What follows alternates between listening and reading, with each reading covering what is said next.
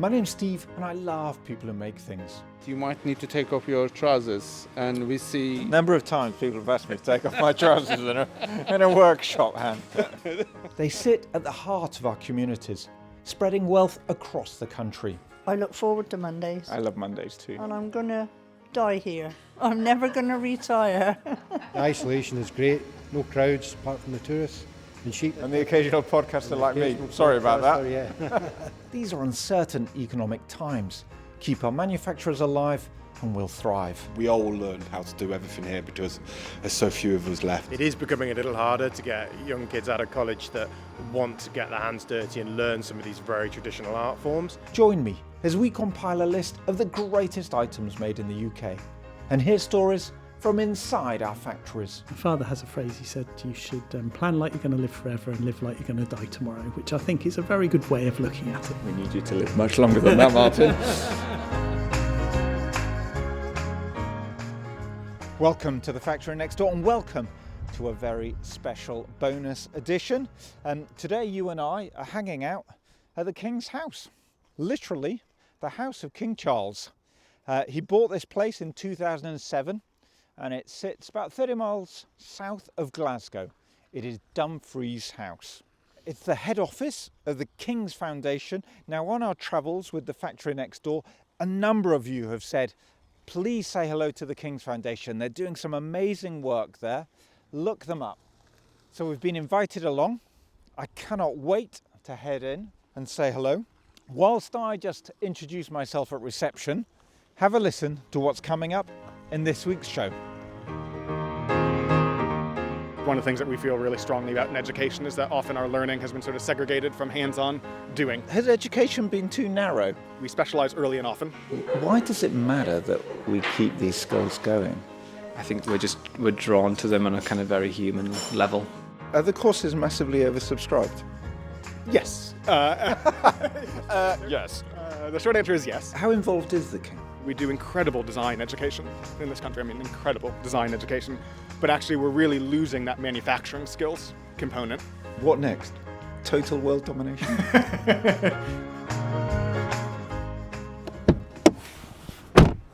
So my name is Simon Sadinsky. I'm Executive Director at the King's Foundation, looking after our education, health and other charitable activities. Great stuff. Okay, Simon, we have just jumped into a car after I've arrived. You're throwing me in a car. Where are we going? So we're going to take a quick tour of the Dumfries House estate, which is where we are now. So we have a number of education sites across the UK, 2 in London, one at Highgrove, His Majesty's House in Gloucestershire, and then a series of 8 international centres as well. But Dumfries House is sort of the beating heart of the King's Foundation, and where a pretty good number of our 16,000 students a year cross at some point in their educational journey with us. And we've just left the main building, which I've got to say is stunning. But I just get tiny little glimpses of how large this estate is, because I just see little slate roofs dotted around all of the hills. So we're about 2,000 acres. We'll see a fraction of that today, but of course at the centre of it sits the beautiful Adam-designed house and an incredible collection of Chippendale furniture. The sort of short history is that for a series of reasons, the house was previously in private ownership and was going up for auction. And the house and the collection were going to go scattered into private ownership. And so the Prince of Wales at the time sort of stepped in to save the house for the nation, as it were, keep its collection in one place. But it really quickly became apparent that this estate could be so much more than just the house and its collection. We were in an area of relatively high levels of deprivation, an area that was historically heavily reliant on the mining industry. And when the mining industry collapsed, it had a pretty profound impact on educational, economic, health, and other outcomes. And so it really became this idea that this estate could sort of serve as an exemplar for heritage-led regeneration. Within that, education very much sits at the heart, not just for the local communities, but for people from all over the UK and internationally to come and spend time here on the estate. So we'll have a bit of time to see that today and talk through, I guess, what we do, why we do it, and very much the idea that making and our relationship with nature sit at the heart of all of that.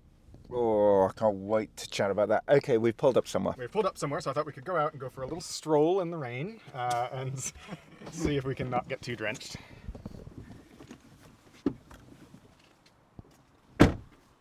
One of the things that we wanted to use this estate for is a living classroom, right? So that the estate isn't just a lovely thing to see, but actually we're using it as a vehicle for teaching, for training, for education, and for live practice, which is one of the things that we feel really strongly about in education, is that often our learning has been sort of segregated from hands-on doing.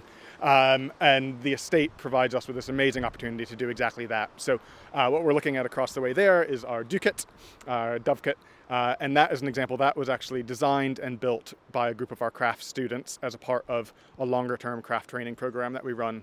Hang on, so that building we're looking at here in front of us, it's a very, very beautiful building with a slate roof, I guess, and very nice kind of orange, different sized stones all pieced together. Yeah. I was guessing that building is very, very old. No, so that building actually was built, beautiful building, was built by 12 students over about 10-week period, using a lot of reclaimed materials from the estate.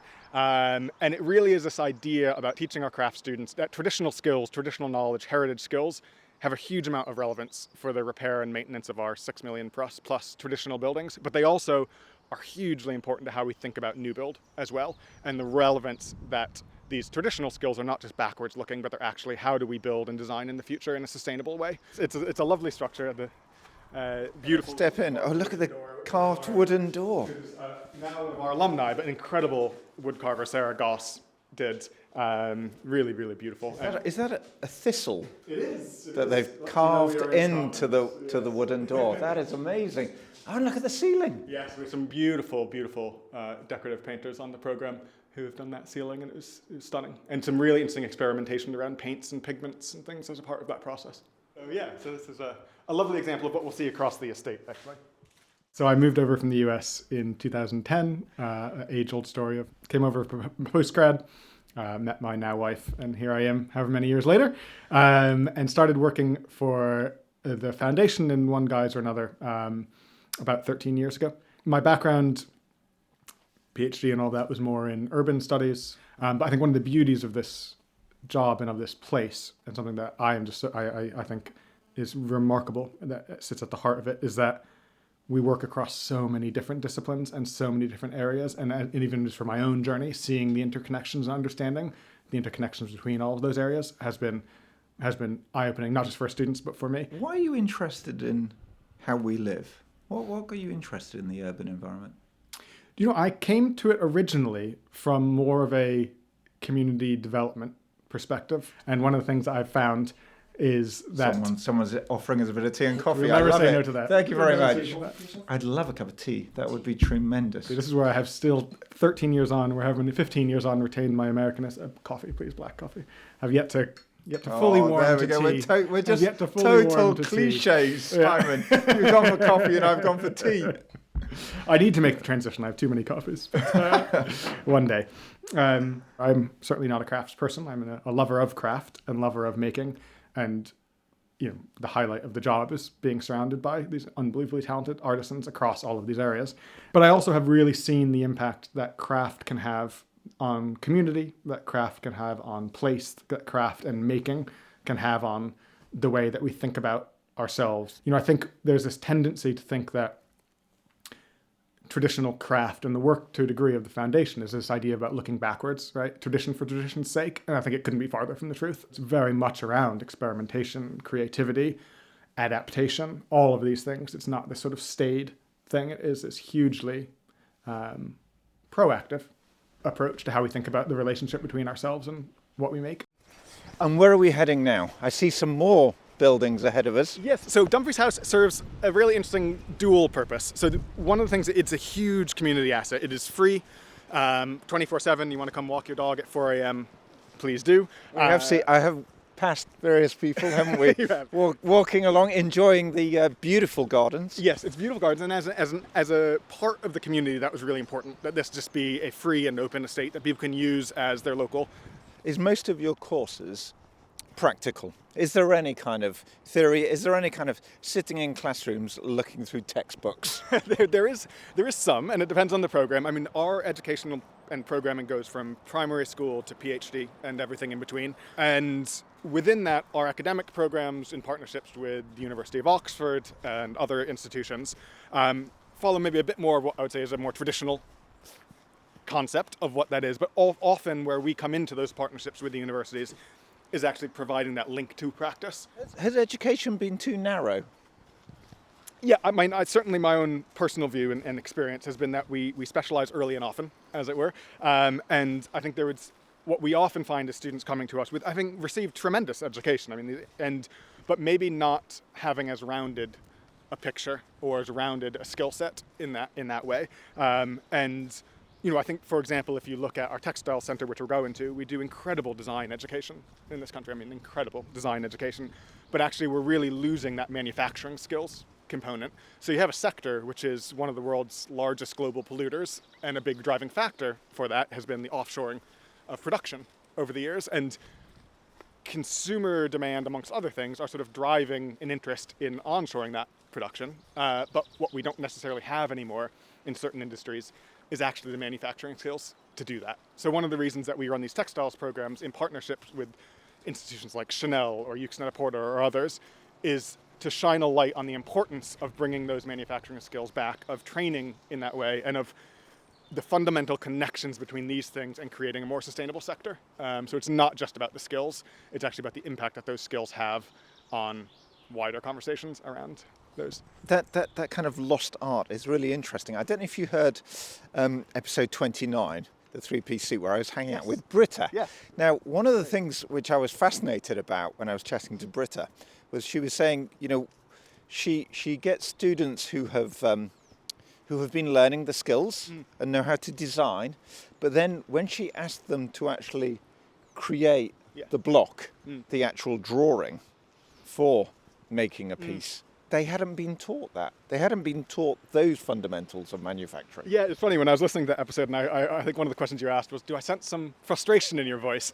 And I have to say that I resonated with that. and that story, I think that is something that we certainly find. And I don't want to be overly critical, because I think there's a lot of really incredible work happening in the education space. But, I think we get students in, so we run a number of programs, including those for people who've graduated from fashion school or art school or whatever it may be, and it's actually just sort of a 6-week crash course in manufacturing skills and batch production. One of the things that we find is that, they can design these beautiful things, they can make them maybe once, as it were, but then ask them to make that same garment 400 times to the same quality, the same skill, on a timeline, et cetera, using sustainable skills, using sustainable materials, et cetera.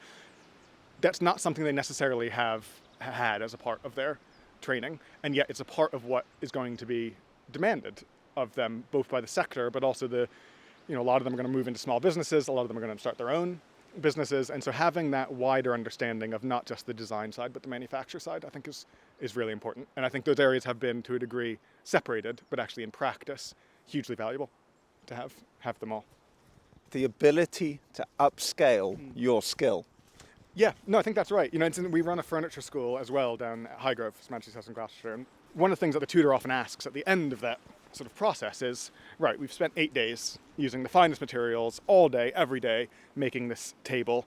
What would you charge for it?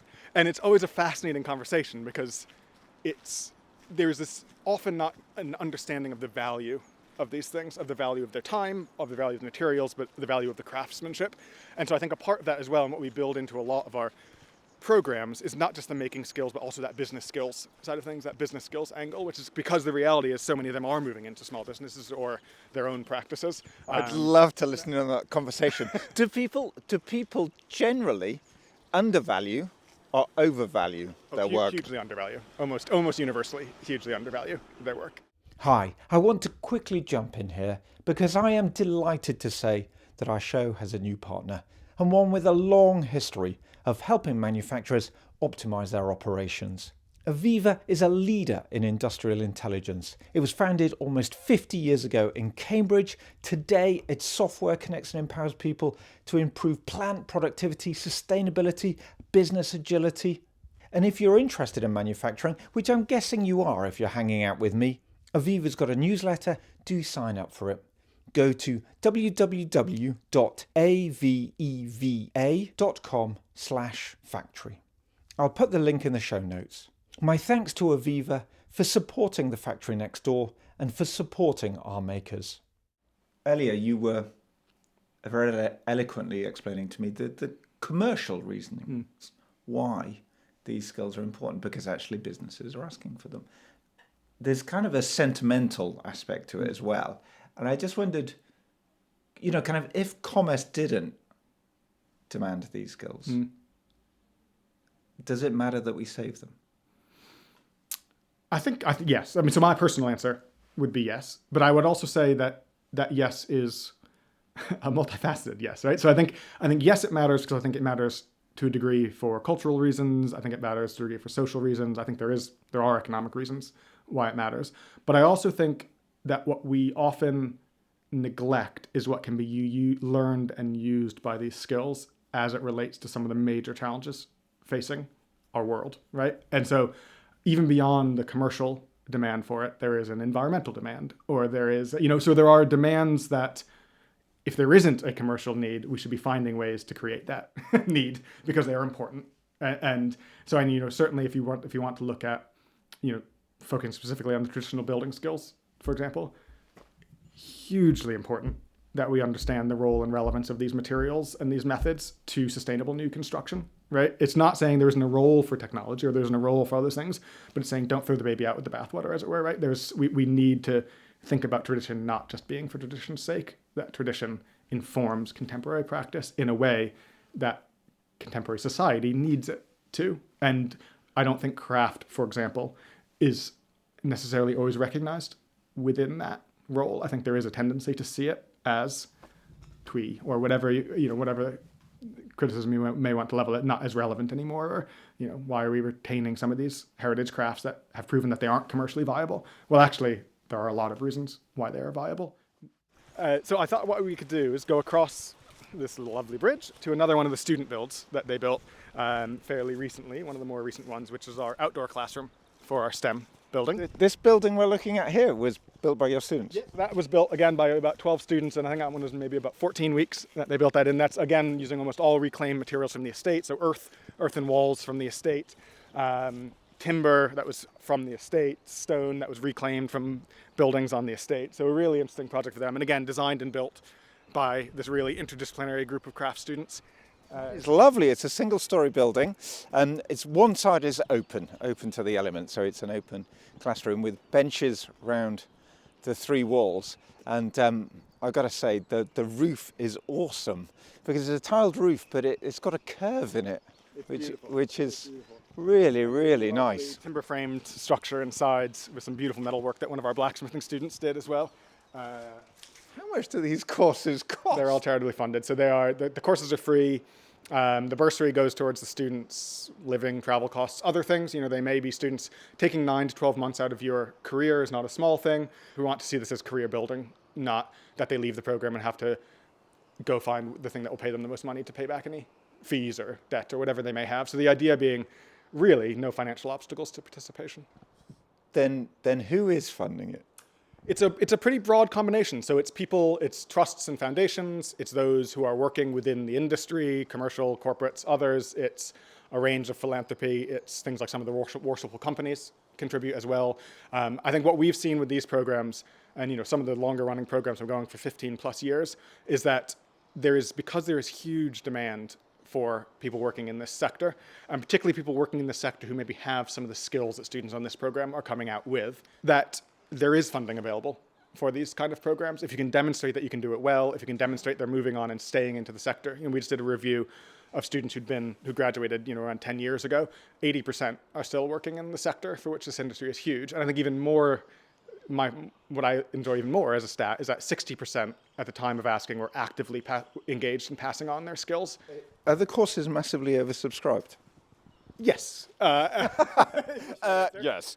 The short answer is yes. I'm fascinated by how you build something like this. I can understand how, for example, a traditional university is built. This seems so unique. I mean, is it literally, and I don't want to sound flippant here, is it literally His Majesty thinks, I want to save some crafts, let's start here? I think I think there is that vision, right? And I think there was a vision. He wrote a book 15 some years ago called Harmony, for example, which was actually at its heart, this idea that we are fundamentally connected, we are a part of nature, and that everything in nature is interconnected, and that we have sort of segregated ourselves from nature over the years.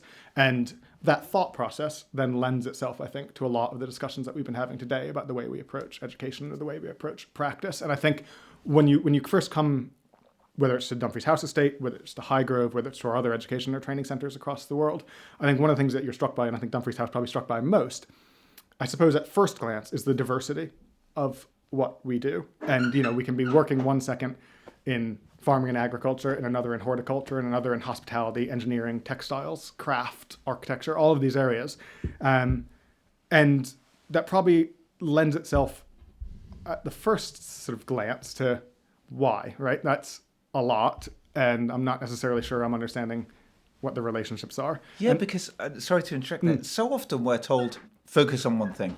And actually what I keep hearing is the sense of you should be exploring farming, but also engineering and the business side of things. And you're constantly talking about interconnecting all of these different things, which seems very different from what I'm often told. Yeah, I think that's probably fair. And what we absolutely at our heart is the idea of interconnections and the idea of sort of balance to a degree, right? There's a beauty in diversity. There's a beauty in specialization. But I think if you go too far down the specialization route, you lose sight of everything that's happening all around you and where you are connected to all of those other things.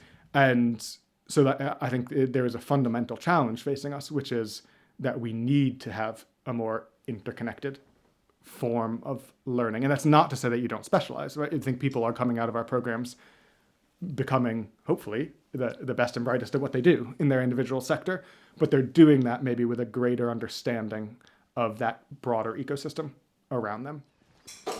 Okay, another building, in we go. Hello, everyone. Hi there. Yeah, very good, thanks. So Michael worked with us for many years and actually was the sort of brainchild behind this program. Kind of was at the heart of developing it, I suppose. Okay, so you were behind this. Well, tell me. Thoughts? Yeah. So obviously the foundation's run a number of programs for quite a number of years now. But I think what was quite important for me was it gave us the chance to recognise the kind of diversity of skills in the built environment. So, we've been really good at supporting kind of the more construction crafts like masonry, timber framing, plastering and brickwork. But within the building arts programme, we've been able to support kind of all of the other amazing aspects of the built environment, like furniture design, ceramics, textiles, glasswork, decorative painting, decorative wallpapers. Can I That's sit on not that? real. No, that's not real. I've tried to sit on that chair a number of times and keep thinking that's made out of cardboard. That's a cardboard chair. That could have ended badly. So give me an idea of what we're looking at here then. We've got our current students on our building arts programme. So there's 8 students with backgrounds in carpentry, furniture making, architecture, metalwork, jewellery making, ceramics.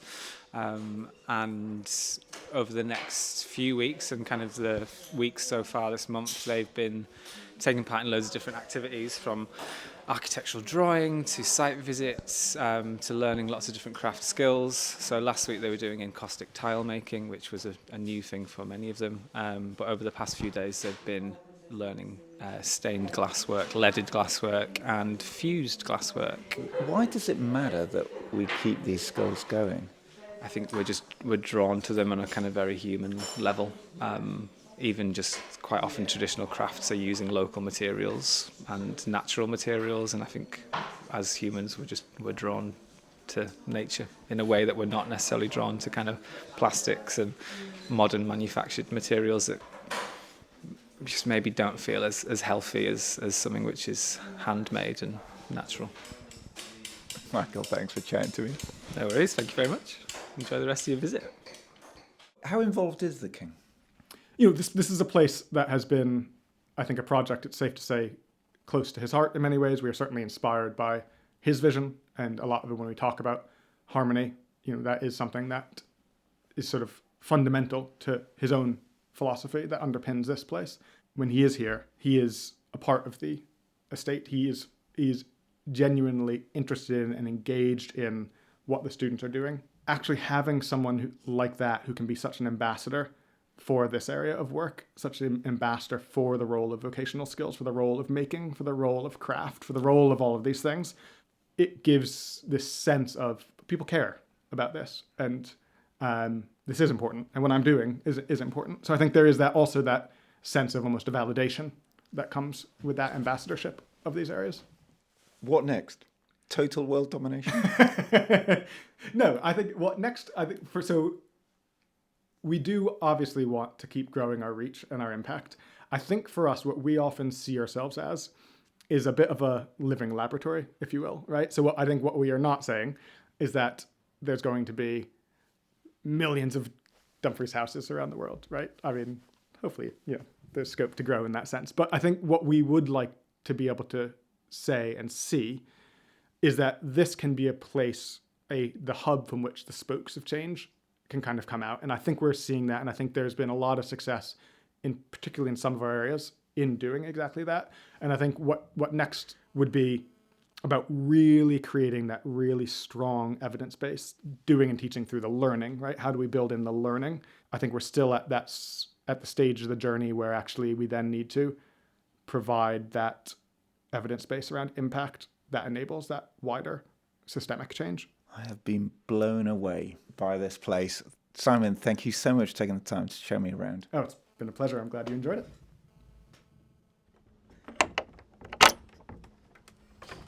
Okay, as this is a special bonus episode, we don't have a specific item to go into our shed of greatness, but it's always nice to come in here, just have a look at what we've collected on our travels. And my thanks to Simon and the team at Dumfries House for showing us around. If you've got any thoughts on our chat, perhaps about whether education is too focused on books, not enough on practice, let me know.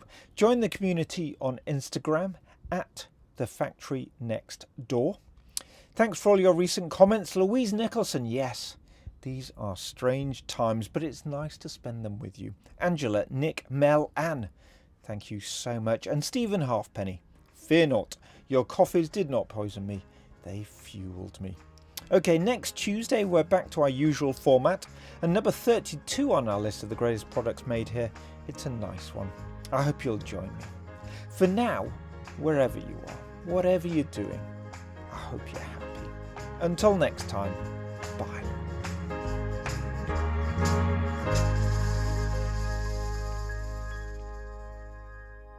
My thanks again to our new partner, AVEVA. They're such a good fit for the show because they're in the business of helping manufacturers, and they've been doing it for more than 50 years. A leader in industrial intelligence, AVEVA's software connects and empowers people to improve plant productivity, sustainability, and business agility. Just a reminder that AVEVA's got a newsletter, and if you're interested in manufacturing, please do sign up for it. Go to www.aveva.com/factory. Again, I'm going to put the link in the show notes. My thanks to AVEVA for supporting the Factory Next Door.